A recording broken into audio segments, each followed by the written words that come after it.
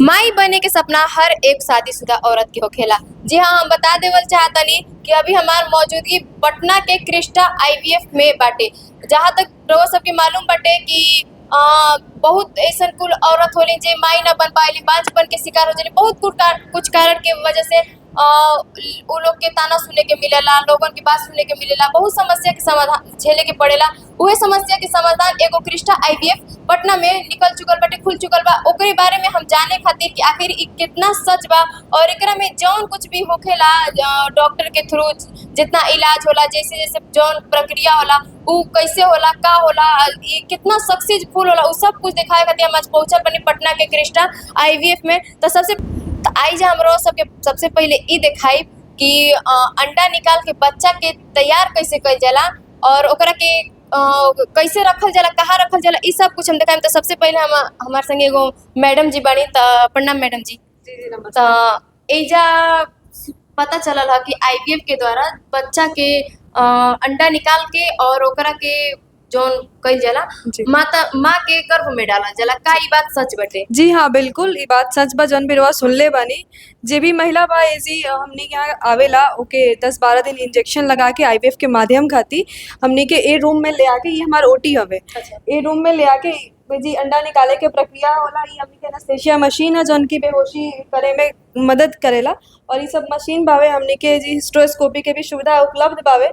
तो ई सब एजी से अंडा निकाल के ओकरा बाद हमनी के आईवीएफ लैब बा, उमें चल के अभी हम सबके दिखाएम आपके कि कैसे कैसे ई सब आगे के। अच्छा मैडम जी, पता कैसे चलेला कि एक औरत के अंडा खराब बा कि का खराब बा, इ सब के बारे में जानकारी कैसे पता? ई सब के बारे में जानकारी टेस्ट के माध्यम से चलेला। जी सबसे पहले टेस्ट होला? जी, सबसे पहले टेस्ट होला। जे भी दंपति बा जेके माँ बाप नइखे बन पावत, तो सबसे पहले एजी आवेला तो सबसे पहला काम ये होला ओके टेस्ट कराइल जाला, ताकि पता चले कि हमनी के पुरुष में दिक्कत बा कि महिला में दिक्कत बा, और दोनों में दिक्कत बा तो कितना कितना दिक्कत बा, ताकि हम आगे वो हिसाब से इलाज करी जा सकत। ओकरा बाद पूरा के समझावल जाला रिपोर्ट के बाद से कि हाँ रोआ में इतना प्रॉब्लम बा, ए हिसाब से रोआ आगे इलाज कराएम तो रोआ माँ बाप बन जाए।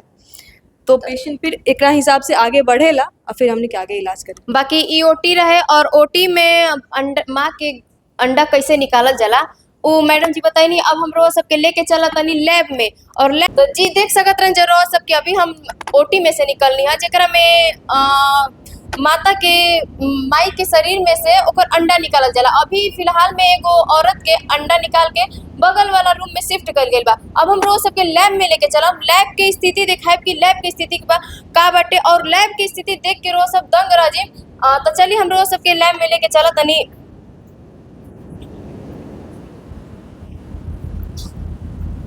तो ई हटे लैब, देख सकत हन एजा कितना सारा मशीन रखल बाटे। अब कोनो भी माई बाप के डरे के जरूरत नहीं है और घबराए के जरूरत नहीं है। एजा हर एक समस्या के समाधान मिल जाई।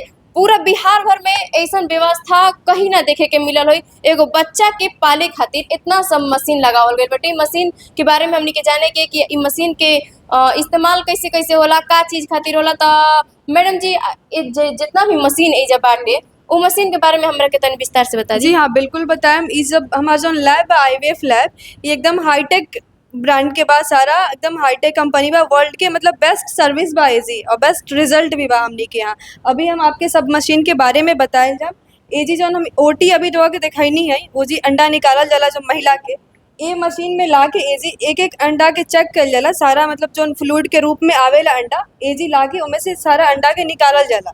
जो भी महिला के अंडा निकालल जाला, एजी सारा निकालने के बाद ई जो सामने मशीन देखा तनी, ई इनक्यूबेटर है, ए में ला के रखल जाला वो मशीन के 90 मिनट तक। ओकरा बाद आगे के प्रक्रिया होला, कुछ समय एकरा के रख के ओकरा बाद एजी जो बावे वॉशिंग के प्रक्रिया कल जाला, ताकि एक एक जो अंडा बा वो सबके वॉश कल जाला। उनमें जितना भी बेस्ट क्वालिटी के अंडा रहेला ओकरा के रख लिया जाला, जितना भी उनमें आसपास के जो खराब क्वालिटी के अंडा रहेला वो सबके डिस्कार्ड मतलब हटा दिहल जाला, और एक एक अंडा के चुन के ओकरा बाद फिर हमनी के रख लिहल जाला। ओकरा बाद बताओ तनी आपके कि शुक्राणु के जांच कल जाला, जो शुक्राणु हस्बैंड के लिहल जाला उनके ये जी जांच होला सारा, कि उनके भी जैसे अंडा तो हम चुनला नहीं अच्छा क्वालिटी के, अब शुक्राणु भी तो अच्छा क्वालिटी के चुनल जरूरी बा ना। तो ई मशीन में उस चुनल जाला सारा अच्छा क्वालिटी के एक एक अंडा, और बच्चा बनावे खातिर एक अंडा और एक शुक्राणु ही काफ़ी बावे। बहुत सारा अंडा बहुत सारा शुक्राणु की जरूरत नहीं कि एक बच्चा खातिर एक अंडा और एक शुक्राणु बहुत बावे। तो ये जी सारा अच्छा क्वालिटी के शुक्राणु के रख के ओकरा बाद ई सामने हमनी के इक्सी मशीन बावे जा एमे बच्चा के तैयार कइल जाला, एक एक अंडा के एक एक शुक्राणु में मिलावल जाला, बच्चा के पूरा अच्छा से तैयार कइल जाला, अच्छा क्वालिटी के बच्चा तैयार कइल जाला। ओकरा बाद हम सबके मशीन में रख लिहल जाला। ओकरा बाद पीरियड आवेला, महिला के सारा बहुत सारा चीज होला, दवा उवा के बाद फिर बच्चा ट्रांसफर करे के प्रक्रिया होला। और जब हमनी के बच्चा बनावे नहीं जा ओकरा के रखे नहीं ई वाला मशीन में, बच्चा बना के हमने के ई मशीन में रख लिहल जाला।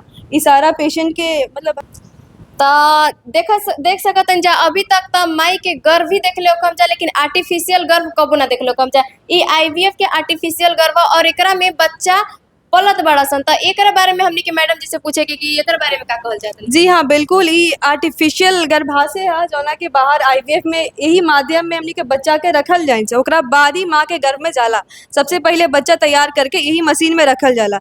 हर एक एक पेशेंट के इजी आइडेंटिफिकेशन जौन कहाला, जौन लोग के बहुत सारा मन में भ्रांतियाँ रहेला कि बच्चा चेंज हो जाला, दूसरा के बच्चा डाल दिया जाला, तो ऐसा कुछ ना होला। एक एक पेशेंट के एक एक अलग अलग चैम्बर में रखल जाला ताकि वो चेंज ना हो सके। एक बार में हमनी के 40 मतलब दंपति के बच्चा तैयार कल जा सकता नहीं सर, मतलब एक बार में बहुत सारा हमनी के जो वर्ल्ड के बेस्ट क्लास लैब बा ना ओमे ई सब बहुत अच्छा फैसिलिटी बावे।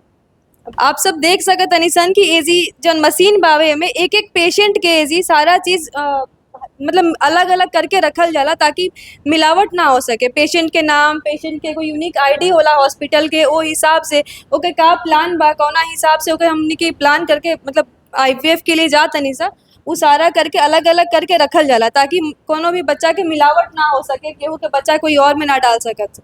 ये खातिर ई सारा बनावल बावे। अच्छा ठीक बा डॉक्टर साहब, बहुत बढ़िया से समझाइनी है। अब रउआ अपन नाम बता दी। जी हमार नाम श्रेया है। अच्छा जी अभी हम क्रिस्टा आईवीएफ के लैब में रहनी है और लैब में कैसन कैसन मशीन रखल बा, ओकर यूज का बाटे, उ सब कुछ हम बहुत अच्छा से दिखाइनी। अब हम रोज सबके बाहर लेके चलते। हाँ, तो ये है हमारे अंडे जो वॉश होके आते हैं, वहाँ से हम पिकअप करने के बाद जो वॉश होती है, डेनुनेशन होती है, ये है ऐसे दिखते हैं हमारे अंडे से होते हैं। उसको हम छाट के फिर हम इक्सी जब करने आते हैं, इस मशीन पे जो हमारे सीनियर एम्ब्रियोलॉजिस्ट होते हैं जो करने आते हैं, तो वो खुद से छाट के अच्छे जो ओसाइट होते हैं उसको इंजेक्ट करते हैं अच्छे स्पर्म के साथ। तैयार कर जब हमारे यहाँ पे इक्सी हो जाती है और 5 दिन के लिए हमारे जो भ्रूण तैयार होता है उस मशीन में, फिर जब भ्रूण तैयार हो जाती है, जो एम्ब्रियो होती है, ये कुछ इस तरह के दिखाई देते हैं। ये हमारे अच्छी क्वालिटी की एम्ब्रियो होती है, देख सकते हैं आप। हम आपके बताइनी है कि जी बच्चा जो तैयार करके हमनी के रख लिहल जाला, ओकरा बाद हमनी के का करनी सन, जो बच्चा होला 5 दिन के बच्चा के बना के ओकरा के पेशेंट के हिसाब से, अगर पेशेंट चाहता है कि फ्रेश ही ट्रांसफर करावे के बा तो ओ हिसाब से हम ओकरा के ट्रांसफर कर जाला। बीच में ये भी दिक्कत हो सकेला कि बच्चा ट्रांसफर करे से पहले बहुत सारा हार्मोनल जांच होला। वो हार्मोनल जांच में अगर हार्मोन बढ़ल आवल, जैसे को P4 हार्मोन के जांच होला प्रोजेस्टेरोन के, तो अगर वो बढ़ल आवल तो हमनी के ट्रांसफर ना करे नहीं जा सके, काहे कि वो दिक्कत कर सकता। तो का होला तो बच्चा के फिर हमने के फ्रीज कर लिहल जाला। हाँ, वो बच्चा के हमने के फ्रीज कर लेहन सा, ओकरा बाद जैसे ही अगला बार ओकरा के हार्मोन के कंट्रोल करके ओकरा बाद ही ओकरा के ट्रांसफर कर जाला। आज ही रोवा हमके दिखावत नहीं कि जो हमने के बच्चा जो फ्रीज करके रखल जाला वो यही रूम में फ्रीज करके रखल जाला। ये सब क्रायोगेन है, यही में हमने के बच्चा के फ्रीज करके रखे निसन। हर एक पेशेंट के नाम, उनके यूनिक आईडी के हिसाब से, उनका प्लान के हिसाब से ओके फ्रीज करके रखल जाला ताकि वो मिक्स ना हो सके, कोई और के बच्चा कोई और में ना डाल सकल। ये सब बहुत हमने के अच्छा बावे और हमने के यहाँ रिजल्ट सबसे अच्छा बा। मेन बात तो ई बा कि हमने के यहाँ वर्ल्ड क्लास। अच्छा कब तक एके रखल जा सकत है? एके 10 साल तक रखल जा 10 साल सकता तक। हाँ लाइफ फिक्स का 10 साल तक। हाँ 10 साल तक हम इसको फ्रीज करके अपने पास रख सकते हैं। पेशेंट का हम लोग कंसेंट लेने सन, अरे तो गड़बड़ कर दिया मैं, कंसेंट लेने के बाद ही एकरा के हमने के फ्रीज करके रखल जा सकता है ताकि पेशेंट के पता रहे ना कि हमारा बच्चा है जी फ्रीज बा, तो उनके ट्रांसफर अगर करावे के होगी तो वो हमने के यहाँ आके कांटेक्ट करके सारा फिर ट्रांसफर करा सकते हैं। बहुत ठंडा एक बड़ा वाला रखे निशन। ए भाई खोल ला इसको। अच्छा मैडम जी, एक बारे में बताई कि ई मशीन में से इतना भाप काहे निकला था? ई मशीन से इतना भाप यही से निकला था ताकि एमे नाइट्रोजन गैस बावे और ई जौन टेम्परेचर एकर होला -196 डिग्री एकर टेम्परेचर होला, यही से ई इतना ठंडा बावे और एकरा के नॉर्मल हाथ से छू भी नहीं सकत जा।